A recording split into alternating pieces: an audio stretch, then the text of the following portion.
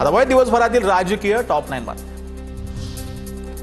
Pune Jain boarding जमीन व्यवहार प्रकरणी धर्मादाय आयुक्तांकडून जमीन व्यवहार रद्द करण्याचे आदेश ट्रस्टला दिलेले 230 कोटी कोर्टाच्या आदेशाने परत मिळणार।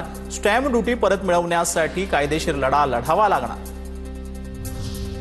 जैन बोर्डिंग जमीन गैरव्यवहार प्रकरणी रवींद्र धनगेकरांकडून पोलिसात तक्रार दाखल। गरज पडल्यास पोलीस आयुक्तांनाही भेटणार धनगेकरांची माहिती।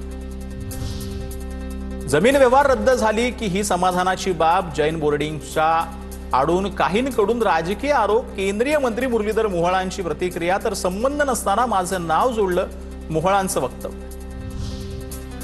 पुण्यातील प्रकरणावरून आदित्य ठाकरेंचं मुख्यमंत्र्यांना पत्र। पुण्यात जे घडतंय त्यामध्ये मुख्यमंत्र्यांनी हस्तक्षेप करावा। आदित्य ठाकरेंनी मुख्यमंत्री देवेंद्र फडणवीसांना विनंती केली आहे। लोकमान्य नगरमधील जागा बिल्डर हडप करत असल्याचा पत्रामध्ये उल्लेख करण्यात आलेला आहे। गौतम अदानींनी शरद पवारांची भेट घेतली। सिल्वर ओकमध्ये शरद पवारांच्या निवासस्थानी दोघांमध्ये भेट झाली। भेटीचं कारण अस्पष्ट आहे। सिल्वर ओकवरून शरद पवार आणि अदानी एकत्र बाहेर निघाले। दाऊद इब्राहिम दहशतवादी नाही, दाऊदला चुकीच्या पद्धतीने सर्वांसमोर मांडलेला आहे। गोरखपूरमधील पत्रकार परिषदेदरम्यान ममता कुलकर्णींचं वादग्रस्त वक्तव्य। तर गोरखपूरमधील पत्रकार परिषदेत मी दाऊद नाही तर विकी गोस्वामीविषयी बोलत होते, कुलकर्णींचं स्पष्टीकरण। निवडणुकीत साम दाम दंडभेद सर्व काही करावं लागतं।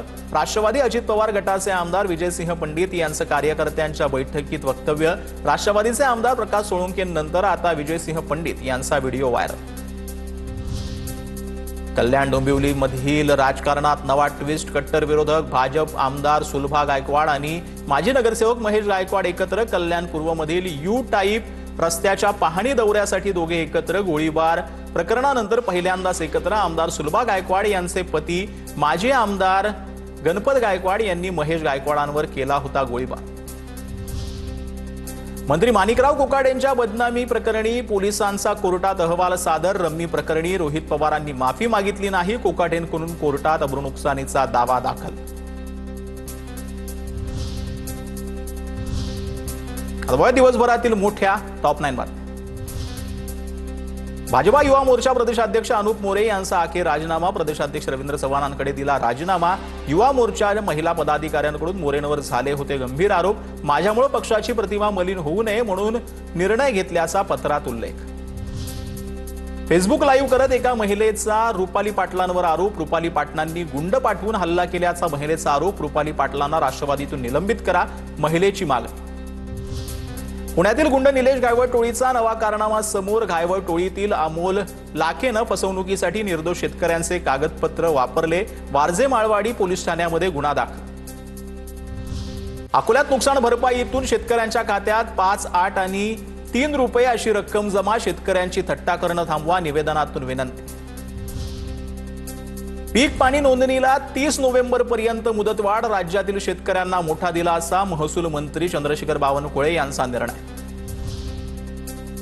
ऊसतोडी दर हा 500 रुपयांवरून 700 रुपयांवर करा। राज्यातील ऊसतोडी मशीन मालकांची मागणी।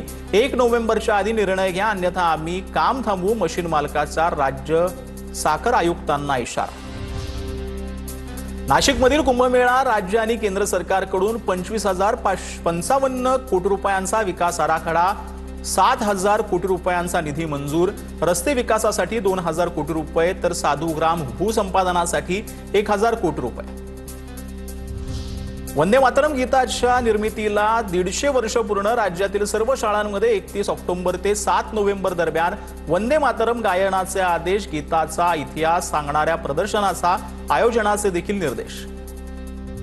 तर वंदे मातरम वाचन अनिवार्य करणं अयोग्य आहे। मुस्लिम धर्माच्या आस्थेकडे लक्ष द्यायला पाहिजे, अबू आझमींची प्रतिक्रिया।